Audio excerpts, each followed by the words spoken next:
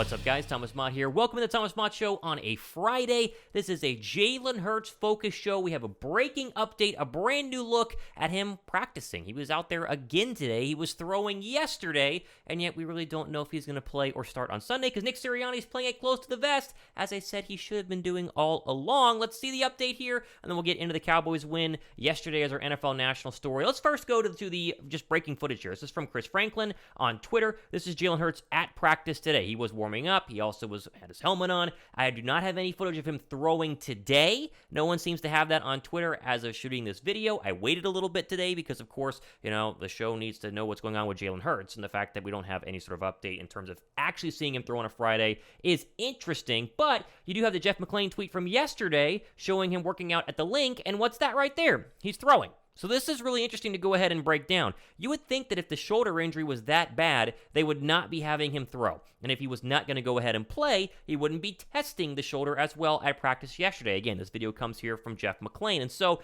with all of this information, what do? Well, to me, it still sounds like Gardner Minshew is going to start. Hurts not available to the media after their walkthrough practice today. It was only Gardner Minshew, and Minshew said, I don't know yet, but you would assume Philadelphia has kind of figured out where they're going to go. They're just playing a little bit close to the vest. Here's ESPN.com. Nick Sirianni saying this yesterday, quote, we're still sorting through that. Obviously, Jalen had a good practice and looked like he did some things really well. Still haven't decided anything yet. We still got a couple of days, end quote. He was going to say the velocity of the ball was good, the accuracy was good, that he felt good. Those are the main things, and that's what you want to see, end quote. Dallas Goedert was trying to get it out of him. He said in his post-practice little media scrum, he doesn't know who's going to play. Mailata said the same thing. And so a couple of things to go ahead and react to. First off, it's great to see him throwing the football. That's first off fantastic. All these people, all these media pundits saying, oh, the Hurts injury is very serious, and I don't know if you're going to have 100% healthy Hurts for the divisional round. It's nonsense, right? Jalen Hurts is going to be 100% healthy for the divisional round. He's going to be just fine. He's playing in that game. The question is, will he play on Sunday? If you had to ask me, right, gun to my head, all the money in my bank account right now, betting on if Hurts is going to play or not, I'd say no. I think they're going to roll with Gardner Minshew. Now, by the time you watch this show, listen to this show, however you consume this media, I could be wrong, and they might have an official statement tonight. They might have an official statement tomorrow morning saying Hurts is going to start, but I just don't think that he's going to. And again, I could be wrong. That's the problem with doing a show at any point today on Friday, because they could officially announce it right after I upload the show, but I don't see him I don't see him playing. I see Gardner Minshew going ahead and starting, which is not a bad thing. They can win with Gardner Minshew. They were winning with Gardner Minshew against the Dallas Cowboys. What I would do, I've said this before with Jalen Hurts, let him sit this week. Gardner Minshew goes out, wins on Sunday. Hurts then plays in Week 18 just to get a little bit of rust off. And he didn't play the whole game. I treat Week 18 like a preseason game. I play the starters for a quarter, maybe a half, maybe a couple of drives. Just get them into a little bit of a rhythm. Get Jalen Hurts back into running around, taking a hit, proving that he can do it. And then you bench him, bring in Gardner, finish out the rest of the game. And then you go ahead and rest up till the divisional round. That's how I would personally do it. Now, if Hurts is announced as a starter at any point later on today, and I'm proved to be wrong, that's still fine. It's not a bad thing. I'm not saying that you can't start Jalen Hurts. I'm saying I wouldn't. But if Jalen Hurts looks like he does in these practice videos, then go ahead. Why not? I think it's going to all come down to risk versus reward. And if I was Nick Sirianni and I was Jalen Hurts, I'd be going to whatever doctor on the team I trust, and I would straight up say, hey, what are my chances of re-injury if I play today versus if I play Week 18 versus if I play in the divisional round? Like, what's the chances of making it worse? And the doctor says, it's 10% and then 30% and then 0%. I don't know how it works. That's how I would base my decision off of it. But the fact that he's throwing, the fact that he's at practice, this video from Jeff McClain of him throwing the football is just great in general. You should love to see that right there, because it tells you that Jalen Hurts could probably play if it was the Super Bowl on Sunday, and whether they choose to actually do that or not will probably be more of a game time decision. Again, this is good. You make the Saints wait. You make the Saints prepare for both, because you're preparing for two very different quarterbacks. You don't tell them until game time, and then you waltz both of them out there. They're both dressed, and then Gardner starts or he doesn't. That's how you do this. That's how I would do it. Thumbs up if you guys agree. But this is good news overall in terms of what's going on with the Philadelphia Eagles, in terms of what is going on with Jalen Hurts, and the fact that he is actually going ahead and throwing the football is really, really good stuff. I will say that I am looking at this tweet from Howard Eskin just a couple of hours ago, and it does look like Hurts was throwing again. This is a football right here. Really some,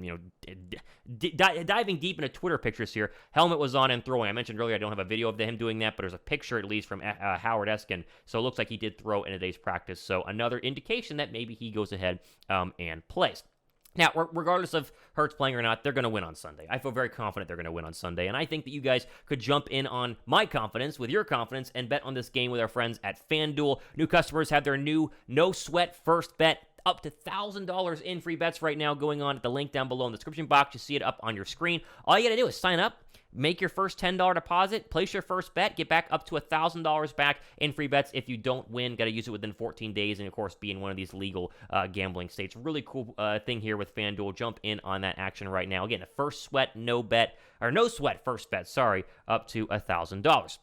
Let's go ahead and go over here to the Dallas Cowboys because the Dallas Cowboys did win last night. ESPN has an article here. Quote, the Dallas Cowboys kept the pressure on the Eagles in the race for the NFC East crown by taking care of business against a banked-up Tennessee Titans squad Thursday night. Dallas 12-4 was able to overcome 3 first-half turnovers by quarterback Dak Prescott before knocking off the Titans, and Josh Dobbs was making his first start 27-13. Eagles can still clinch the divisional title with a win over New Orleans on Sunday. With a loss, the pressure will be on heading into the final week of the regular season. Now, okay, if you actually watch this football game and you're a Dallas Cowboy fan, you're feeling a little rough today. I would feel really rough if I was a Cowboy fan after that performance last night because Dak Prescott now leads the league in interceptions, tied with Derek Carr for 14. He threw 3 last night. The turnovers are just getting insane right now. I get what Dak is trying to do, but he's just pushing too much. And this has been said by many people before me. Dak, you don't need to do it. You're fine. Run the football with Pollard. I know he was out, but run the football with Pollard and Zeke, and then make some conservative throws. You're going to win a lot of football games. That's how you beat Philadelphia. Run the football and don't turn it over.